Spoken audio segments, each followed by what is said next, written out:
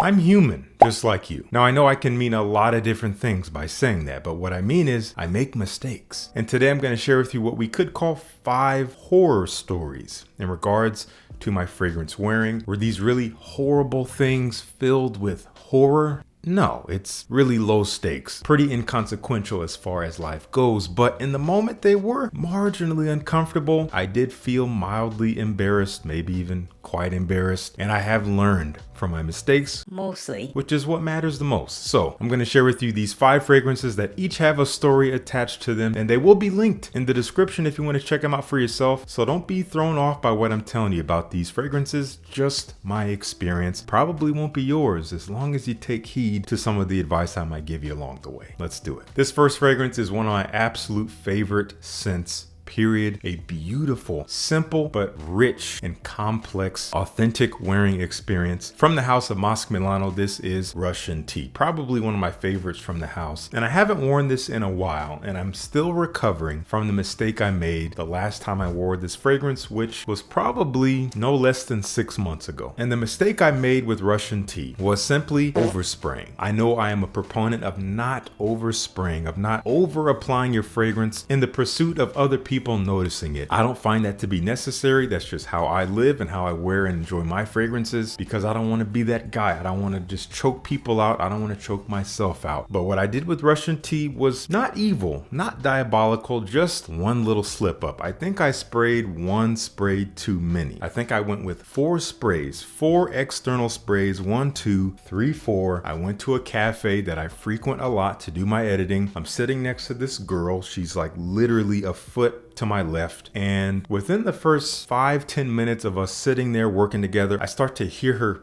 do this with her nose. I'm like, okay, that's funny. Meanwhile, I'm smelling Russian tea, this beautiful, incensey, smoky, spicy black tea with this very realistic raspberry fruitiness, almost this honeyed quality to it, a little bit of cooling mint in there. Beautiful fragrance. How could anyone not like that? But when it's too much, anyone cannot like that. So after about 10-15 minutes of that weird nose thing that she's doing, she starts sneezing. Probably once every like 5 minutes, then once every like 3 minutes, then like once a minute, once every 30 seconds. It's getting bad. She's not saying anything, but I know it's me because I'm smelling me so strongly.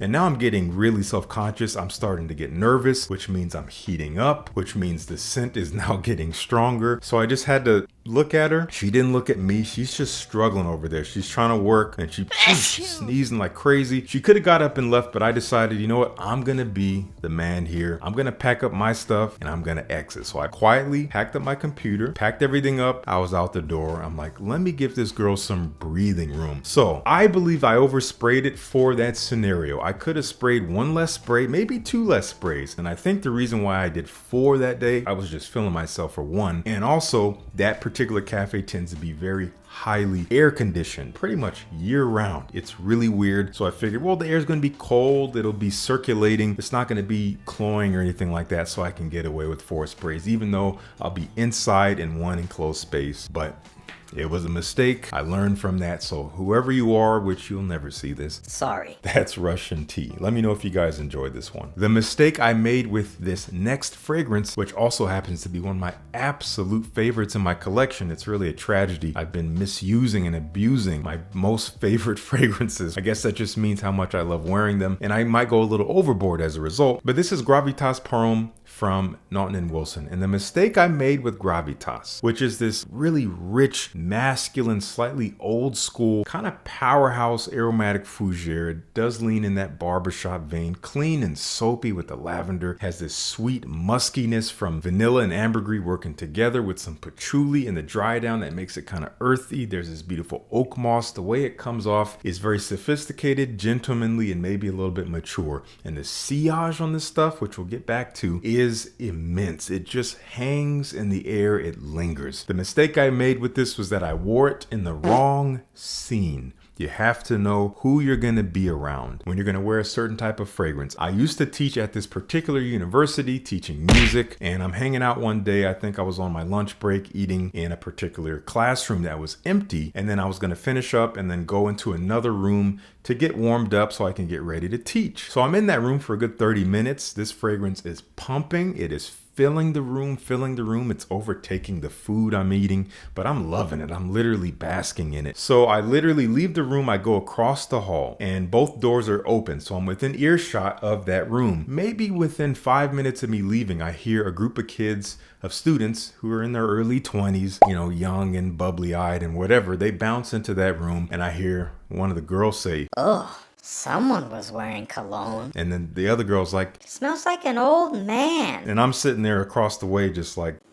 wow. I just had to laugh. I was not offended because I love this stuff, but I'm like, man, Justin, yes, it does smell a little tiny bit too mature, a little bit old manish if you're going to be hanging around young students. They're not used to this. They're not ready for it. So I learned to never wear fragrances like this. At that university, I always wore my more neutral fragrances or stuff that leans a little bit more modern and things like that. And I stayed away from the stronger scents as well because I didn't want to be filling classrooms and making the students have to like evacuate a room because some kid has an allergic reaction and, you know, we don't want to deal with that. So that was what I learned with Gravitas. Know your scene. Nishane, Fan Your Flames. It was the first scent I ever tried, actually, from the house. And also, it was my first bottle. This is the first bottle from the brand I ever owned. I bought it for a fantastic price several years back. I sprayed it. I fell in love with this scent. I had never smelled anything like it. I still haven't. It's a beautiful tobacco, rum, woody, mossy, coconut kind of fragrance. An odd and unique combination of ingredients that create a profile that is very definitive, very powerful, rich, complex. And I was so excited. I got this in the summertime several years ago. I was so excited to wear it because I sprayed it at home in AC on a blotter and then on my hand. I was like, It smells so good. I cannot wait to kill them with this fragrance. It's going to smell amazing. No one's going to smell like this. So it was, again, summertime. I was really happy and I couldn't wait. So I wore it maybe a couple days later on a day when it was in the low 90s. And I went to a jam session where there was a lot of musicians there where we were all just there to show off our stuff and collaborate and have a good time. And it was in somebody's garage with no air really. I think there was just a box fan just blowing the hot air around. And I'm wearing about 3 sprays of Fan Your Flames, which may not sound like much, but if you know this fragrance, you know it can be pretty bombastic. It's quite sweet and quite dense. There's really no ounce of airiness or freshness. And I'm in this garage. Now, mind you,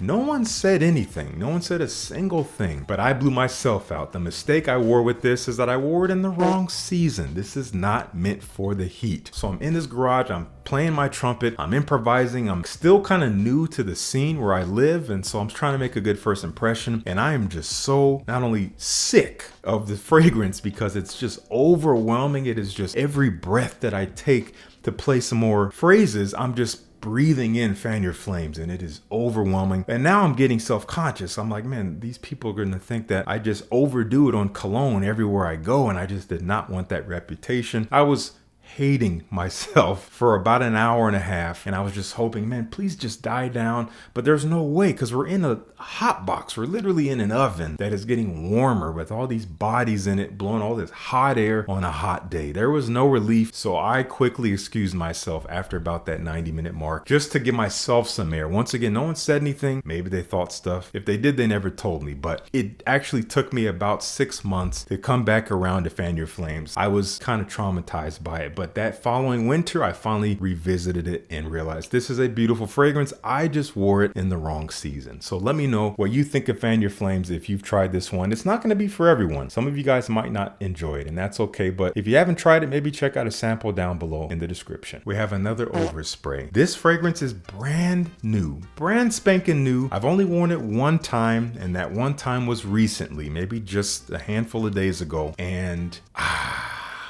all I'll say is I should have learned from my Russian tea mistake because I made the same mistake at the same place. This is the newest from Argos. They call it Charon's Vail. Charon's Vail. I've heard people say different things, but this presentation alone is stunning. Let's just take a second to admire the first frosted bottle that they've put out. The artwork is actually incredible. It's making my camera go all crazy with the shine on it, so I apologize. You'll see it in the B-roll. Beautiful presentation. I did do a first impressions unboxing video. You can check it out here. And a beautiful scent profile. Now, this is also an example of make sure you test your relatively complex or maybe borderline challenging fragrances at home before you just wear them out into the world as you would wear any other fragrance. Because I knew that there was oud in this. It is basically a rose oud fragrance, and I picked up on that when I first tried it, but I didn't try it on my skin, and I didn't know how the oud would behave on my skin. So I put on 4 sprays. 4 sprays of this is so much, primarily because for one, it is a strong fragrance, but number 2, these atomizers put out a lot of juice, and I didn't think about that. The atomizers pump a huge mist. I'll show you in the B-roll. So 4 full sprays of this was just like dumping a bucket of it on my head, which was not great. Loving the scent. I'm smelling the rose. I'm like, oh yeah, it's kind of sweet and spicy and a little bit fresh, and this is nice. And then the oud's coming out a little bit, just adding a touch of an animalic funk, but it's not too much. I'm like, this is gonna be really good. So I go to this cafe, I'm sitting there, I'm at a larger table across from these 2 girls who are working, they're chatting it up together, they're friends. And I notice they start kind of like plugging their noses. They're working on their computers, and I see this one girl keep doing this and trying to be cool about it, but I'm like, Oh boy. because I'm smelling me. It is powerful, so I know if I'm smelling me this strongly, they're probably smelling me twice as much. Both of them are doing it, and then I notice they start whispering to each other, and then going back to this, because they weren't whispering to each other before, and I just knew it. I was putting the pieces together. I'm like, I stink. all they smell is oud. I know it. And it smells funky and it smells strong. And I think it would have been fine had I not sprayed as much. Weird, funky, challenging, borderline fragrances can be pulled off if you don't spray too much. Even if something is completely unfamiliar to someone, if it's not overwhelming, they might actually like it. It's when it's too strong that it becomes off-putting. When something is obnoxious, especially if it's weird, good luck. Similar to Russian tea, I packed up my stuff after about 30 minutes of that, and I was out of there. Felt a little bit embarrassed, but it wore off, and I've gotten a few days away from this. I'm gonna give it another try, 2 sprays, and I think I'll be good. But this is a beautiful fragrance. I do recommend checking it out. One thing I did notice about it after I wore it, and that I think I've seen a lot of you guys mention it as well, is that it is very similar to Dior Oud Isfahan, which I did not realize, and I have spent very little time with that fragrance, but the notes are very, very similar. And I've heard a lot of people say they smell similar too. So do your research. If it seems worth it, maybe check it out. You can get a sample at their website. Do use the code FRESH10. That saves some money at checkout, and it actually benefits the channel at no extra cost to you. If you're interested in doing such a thing, see if I can get one more look at this. That is Charon's Vail from Argos. And the final one here is a simple case of wrong season. This is one of my favorites from the House of Parfum de Marly, a beloved scent. This is Layton Exclusif. I absolutely love Layton Exclusif. It's in my top 3 from the house. I wore this right around the time I messed up with Fan Your Flames. I guess I just had to do a lot of learning at that time, and it may have even been the same summer. I can't remember if it was before or after the Fan Your Flames fiasco is what we call it. It's what I call it. And I wore this to a performance. In fact, it was kind of a weird situation. I had a friend message me and say, Hey man, you should come out to the show. Come out to my show tonight. and usually when a musician messages you like that, it means they might want you to come sit in. And I'm new to the scene. Once again, I'm trying to get my name out there. So I bring my horn. I'm like, yeah, I'll go. Because he might ask me to come sit in. Because otherwise, why would you personally text someone? He scammed me. That's what he did. So I wore a few sprays of Layton Exclusif. Not a lot. I didn't overspray it, but it was too much for the scenario. I was in a small little room that the door was open, but it was small. There was a lot of people in there, bodies, heat, and this stuff was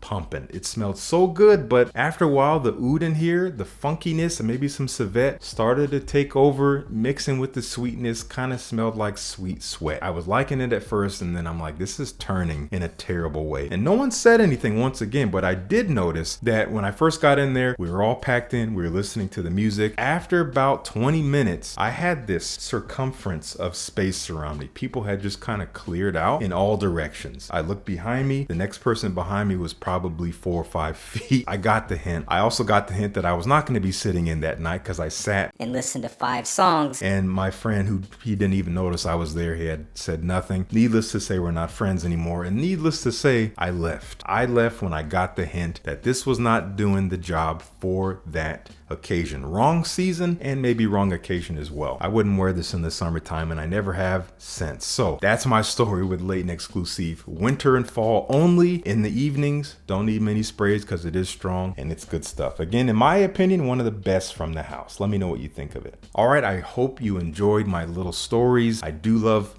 presenting stories in relation to my fragrances because it just presents some more humanness within each fragrance. That's not just this conceptual bottle of a good smelling liquid. It goes on a person, that person goes out into the world and subsequently has experiences with those scents, and then they go hand in hand, and now I'm here on camera sharing them with you. So I hope you enjoyed. Let me know what you think down in the comments. If you haven't tried any of these fragrances, once again, they will be linked in the description. And thank you so much for tuning in. Peace. I'll see you in the next one.